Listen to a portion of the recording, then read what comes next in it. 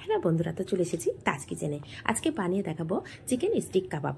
আর এই রেসিপিটা এতটা সহজ আর কম উপকরণ দিয়ে বানানো যায় সেটা তো বলে বোঝানোর উপায় নেই। যদি না দেখেন স্কিপ করে দেখবেন না, তাহলে কিন্তু খুব সহজে বুঝতে পারবেন। তাহলে চলুন কতটা সহজে এই কাবাবটা বানিয়েছি সেটা দেখা যাক। এটা বানানোর জন্য এখানে আমি চিকেন নিয়েছি, আর চিকেনটা বোনলেস চিকেন নিয়েছি, আর দুটো কাঁচা লঙ্কা নিয়েছি। আর এখানে বলে কি, কাঁচা লঙ্কা দুটো প্রচুর ঝাল ছিল, সেই জন্য পরিমাণটা আমি বুঝে দিয়েছি, দুটো দিয়েছি। তো এটাকে দিয়ে খুব ভালো করে পেস্ট করে নিয়েছি। নিয়ে এখানে আগে থেকে আমি বড় সাইজের পেঁয়াজকে ব্রেস্তা করে রেখেছিলাম, সেটাকে দিয়ে দিচ্ছি। আর পেঁয়াজ ব্রেস্তাটা দেখেই বুঝতে পারছেন কতটা সুন্দরভাবে হয়েছে। আমি হাত দিয়ে যখন প্রেস করছি তখন কিন্তু খুব সহজে গুঁড়ো হয়ে যাচ্ছে। পেঁয়াজ ব্রেস্তাটা চেষ্টা করবেন এইভাবেই করায়, ঠান্ডা হয়ে গেলে যেন খুব ভালো করে গুঁড়ো হয়ে যায়। আর এখানে দিয়ে দিলাম চিলি ফ্লেক্স, স্বাদ অনুযায়ী লবণ, দিয়ে দিলাম চিকেন মশলা, আর এখানে একটু জিরে গুঁড়ো দিয়েছিলাম, আর একটু এখানে দিয়ে দিলাম গোলমরিচ গুঁড়ো।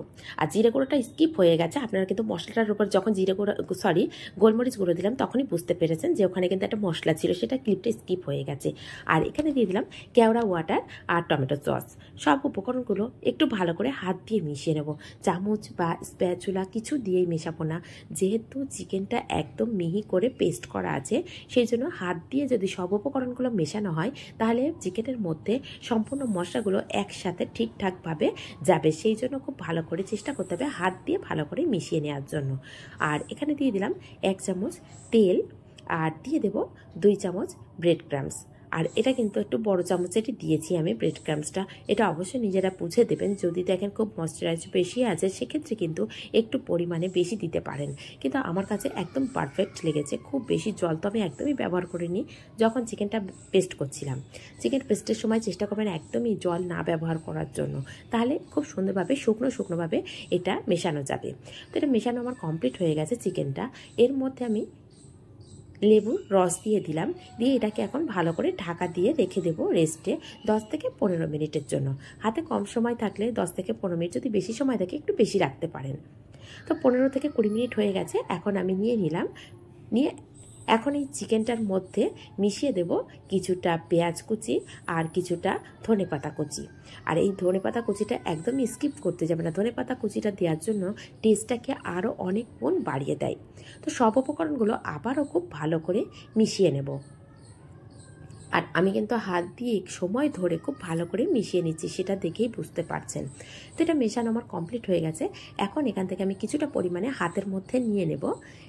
নিয়ে এখানে দুটো যে স্টিক আছে, যেগুলো আমরা স্টিক কাবাব করি তার যে স্টিক হয়, সেই দুটো স্টিক একসঙ্গে নিয়েছি। একটা নিলে পাতলা হয়ে যাবে বা সরু হয়ে যায়, অনেক সময় ভেঙে যাওয়ার ভয় থাকে, সেই জন্য দুটো স্টিক নিয়েছি।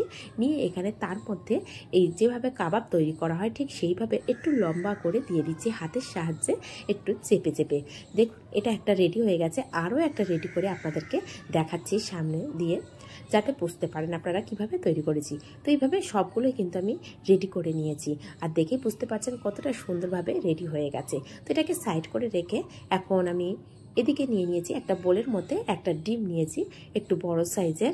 আর এখানে দিয়ে দেব গোলমরিচ গুঁড়ো, আর দিয়ে দেব স্বাদ অনুযায়ী লবণ, দিয়ে সব কিছু একসাথে আবারও খুব ভালো করে মিশিয়ে নেব। আর এটা মেশাতে আমি কিন্তু আগে থেকে গ্যাসের উপরে একটা কড়া বসিয়ে দিয়েছি, দিয়ে তেলটা গরম করতে দিয়েছিলাম। আর তেলটা আমার পারফেক্ট গরম হয়ে গেছে কিনা সেটা বোঝার জন্য এখানে একটা কাঠি দিয়ে দেখে নিলাম যে হালকা হালকা বাবলস উঠছে, তখনই বুঝে নিতে হবে যে তেলটা একদম পারফেক্ট গরম হয়ে গেছে।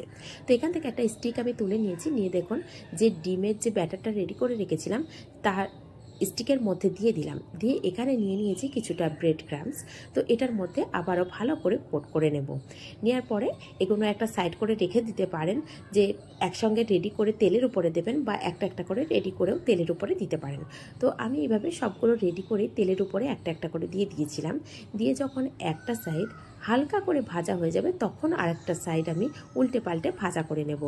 আর স্টিকগুলো দেওয়ার সাথে সাথেই কিন্তু একদমই হাত দেওয়ার চেষ্টা করবেন না, অনেক সময় ভেঙে যাওয়ার সম্ভাবনা থাকে। যখন দেখবেন একটা সাইড হালকা কালার হয়ে গেছে তারপরেই কিন্তু উল্টে পাল্টে আরেকটা সাইড ভাজা করে নেবেন। তাহলে দেখুন রেসিপিগুলো কেমন হচ্ছে। যদি আপনাদের একটুও ভালো লেগে থাকে রেসিপিগুলো, তাহলে অবশ্যই লাইক করবেন, শেয়ার করবেন। আর নিত্য নতুন রেসিপি পেতে প্লিজ চ্যানেলটিকে সাবস্ক্রাইব করে পাশে থাকা বেল আইকন যে পৌঁছে যাবে। তাহলে চলুন কতটা সুন্দরভাবে বানিয়েছে সেটা তো দেখতেই পেয়েছেন। আর এখন দেখুন কথায় কথায় স্টিকগুলো কিন্তু একদমই করে দিচ্ছি। তাহলে কতটা সুন্দরভাবে সার্ভ করেছি আর কেমন লাগছে অবশ্যই কমেন্ট করতে ভুলবেন না। আর দেখতেও যেমন আছে। তাহলে আজ এই পর্যন্ত, আবার আসবো অন্য কোনো রেসিপি নিয়ে। ধন্যবাদ।